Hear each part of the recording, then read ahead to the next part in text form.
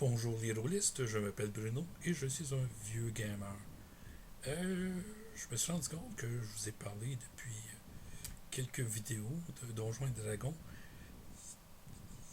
puis que c'était de la deuxième édition, puis j'ai pas fait la transition dans les règles, expliquer qu'est-ce qui s'était passé avec le jeu. Fait que c'est ça qu'on va faire. On va parler système un petit peu plus. Mon guide du maître, deuxième édition, comme vous voyez avec la couverture, il a fait la guerre. Je m'en suis servi beaucoup. Euh, Même si c'est pas le livre que je voulais le plus. Un des points les plus importants de la nouvelle édition, ça a été les tacos qu'on voit ici sur la belle table Calculated Tacos. C'est que prêtre, rogue, wizard puis warrior avaient des tacos différents, puis dépendant de ton niveau, tu pouvais toucher classe d'armure, le résumé, classe d'armure 0. Avec puis il y avait aussi des tacos pour les créatures qui étaient pas mal plus proches entre ce que je pourrais dire, le guerrier et le rogue faisait. Ouais. C'est parce qu'avant, chacun avait ses tables complètes. Là, ok? Que, les voleurs, par exemple, avaient une table. D'un côté, c'était leur niveau, puis de l'autre côté, c'était la classe d'armure qui devait toucher, puis le D20 que tu devais avoir. Ce qui était particulièrement compliqué. Parce que là, bang, tu avais une affaire à marquer sur une fiche. Le taco, toucher classe d'armure 0. Fait que quelqu'un qui avait moins 5, ben tu modifiais le taco avec ça. Comme c'était une très bonne armure, ben il fallait que tu pognes. Supposons que tu avais un taco de 10, ben il fallait que tu pognes 15 pour toucher quelqu'un qui était à moins 5. Ouais. C'était une des principales affaires. L'autre, c'était que si à la première édition, il avait commencé avec un livre du maître, un livre du joueur, puis un livre des monstres, il avait débordé. Okay. Le guide du maître avait eu des suppléments, les Dungeoneering et ainsi de suite, le Wilderness Survival. Mais ça s'adressait aussi aux joueurs en même temps. Les joueurs avaient aussi le manuel de joueur, puis aussi en commun, le Unearthed Arcana, qui était plus de classes, plus d'armes et plus d'armure, plus de sorts, mais en même temps, une plus grosse section pour les maîtres de jeu avec des systèmes magiques puis tout. Euh, les manuels des monstres, il y en avait 3 différents. C'est que si tu mixais un petit peu tes affaires, il fallait que tu aies les 3 livres, puis que tu flippes de un à l'autre. Que Guide du maître a dû subir tous les règlements qu'il y avait pour les maîtres de jeu. Même chose pour les manuels des joueurs. Ils ont recondensé et ils ont sorti les Monstrous Compendium, qui étaient des cartes à banneaux. Par exemple, tiens, j'ai aigle. C'est que j'ai des aigles sauvages et aigle géant. Ben, j'enlève la petite feuille parce que j'en ai besoin pour l'aventure. Que, à part pour si tu fais des rencontres aléatoires, tu n'as pas besoin de préparer plus que ça. Et qu'est-ce qu'il y a? C'est des statistiques qu'il y avait plus ou moins dans les vieilles éditions, comme les climats et les terrains qui vivent, la fréquence, leurs organisations sociales, sont solitaires, vivent en groupe, ainsi de suite.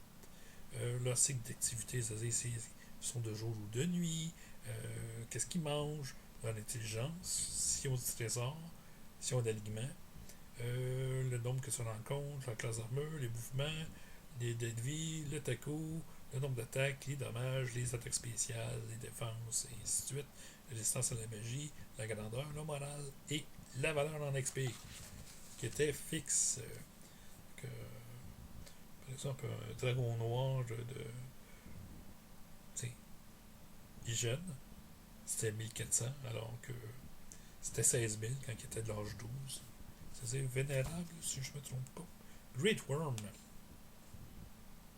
Ouais. Que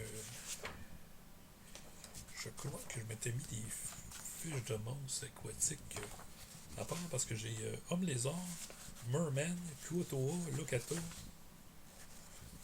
tout en.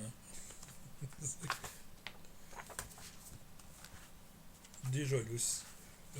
Ça permet aussi de faire des petits suppléments de monstres pour Greyhawk, Dragonlance, et ainsi de suite, prouvant que Forgotten Realm étant le monde de base. Euh, C'était très utile. Évidemment, comme vous avez vu sur les feuilles, il développait un petit peu plus aussi ce que sur la créature qu'un paragraphe dans le vieux manuel des monstres. C'est parce que tu n'avais pas juste la description, mais comment est-ce qu'ils se battent, leur habitat dans la société, l'écologie. euh, Puis enfin, ben, si par exemple, comme pour le Gnoll, il y en avait deux, avec le Fian, il décrivait c'était quoi le Fian à ses différences principales. Que, ouais, c'était très utile. Ils ont utilisé le même principe pour Marvel Super Heroes. Puis je me demandais c'était lequel qui était sorti en premier. Et comme je l'ai acheté quand il est sorti, puis que mon Compadium date de 89, alors que je sais que Marvel Super Heroes ont sorti 4 paquets de A à Z avant de sortir le premier update en 89. J'ai l'impression que si Marvel a fait ça avant, s'ils l'ont pas fait avant, c'est en même temps, c'est la même année, en 89. Là, c'est la question pourquoi ils ont fait un update pour l'année 89 s'il n'était pas déjà passé. Puis c'est pour les. Pourquoi ils l'ont pas mis dans les autres. Fait que je pense que c'est Marvel qui l'a fait en premier. Bon. La deuxième édition, comme je l'ai mentionné, il y a eu plusieurs mondes comme setting. Ils ont gardé Dragonlance, Greyhawk, Forgotten Realm. Ils ont rajouté à Forgotten Realm l'Oriental, puis Alquizim. C'est le monde où vous jouez beaucoup à l'Oriental Adventure. Alquizim a été moins touché et c'est un peu dommage. Moi, je considère que ça fait partie de notre culture quand même à tout le monde, des Mille et une nuits.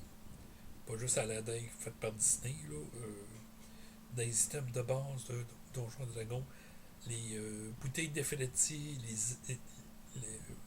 les lampes à génie, les tapis volants, ça vient tout des Mille et une nuits, là. Ouais. Puis c'est des trésors assez standards pour Donjons et Dragons. Ouais. Que, on peut pas faire comme. Ah non. Non, il y avait de quoi. Là. Il y a des créatures, des histoires qui étaient assez profondes. Là. Pensez-y, Mille et une nuits, c'est mille et une histoires. Il n'est pas me dire qu'il n'y a pas des aventures à faire avec ça. Là. Autant Aladdin que les canons de valeur, tout est là. Fait que, ouais,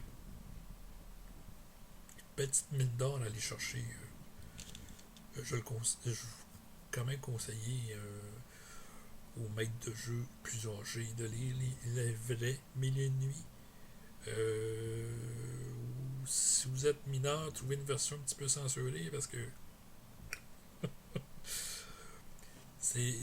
tenez compte d'une épouse qui voulait garder sa vie. Ça peut être assez, je peux dire, 16 ans et plus, disons. Au moins. Si c'est pas 18 ans et plus. Oui. Et ça, c'est juste un des mondes. Ils ont fait aussi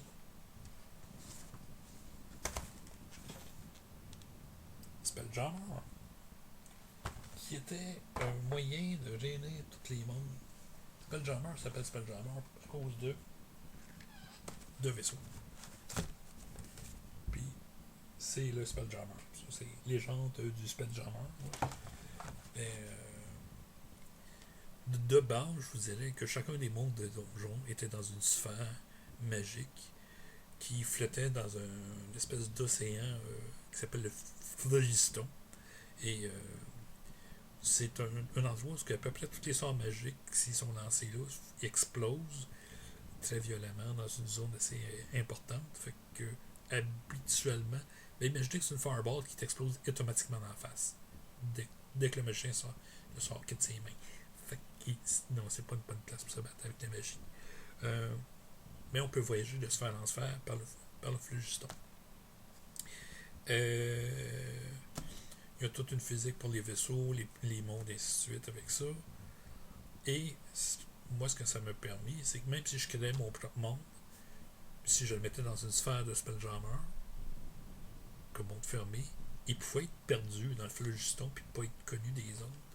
Mais je pouvais aussi faire qu'il y avait des anciens voyageurs qui avaient amené des monstres de d'autres mondes de Donjons et Dragons. Des monstres qui étaient uniques à ces mondes-là, si j'ai trouvé intéressant. Donc, s'il y avait des créatures, je disais comme, ouais, c'est le fun. Oh, mais il est à Greyhawk. Ben, je pouvais le mettre pareil. Il y a rien qui dit qu'il ne peut pas voyager entre les sphères plus facilement que de faire un gate. Là. Littéralement, c'est beaucoup plus facile de passer par du spelljamming que d'utiliser les autres méthodes. Donc, oui. Ça apportait beaucoup de changements pour les joueurs, ces choses-là. Ça faisait que, comment je peux dire ça, le système avait passé d'une affaire familière, une affaire plus. Il y en a qui ont trouvé commercial, mais plus simplifié. Puis ça réduisait la complexité du jeu, mais il y en a qui trouvaient que ça enlevait la saveur.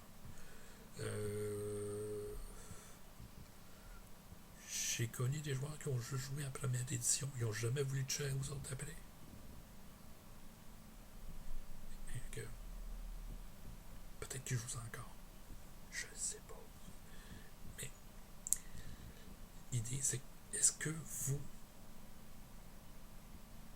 si vous avez vécu le changement de la première à la deuxième édition, vous avez aimé ça, vous avez trouvé que c'était nécessaire, ou comme t'es cool. Ouais. Mais est-ce que vos jeux favoris ont fait un changement d'édition qui était un grand ménage nécessaire ou c'était un échec total? Fait que laissez-moi vos réponses dans la section commentaires, ça va me faire plaisir de les lire.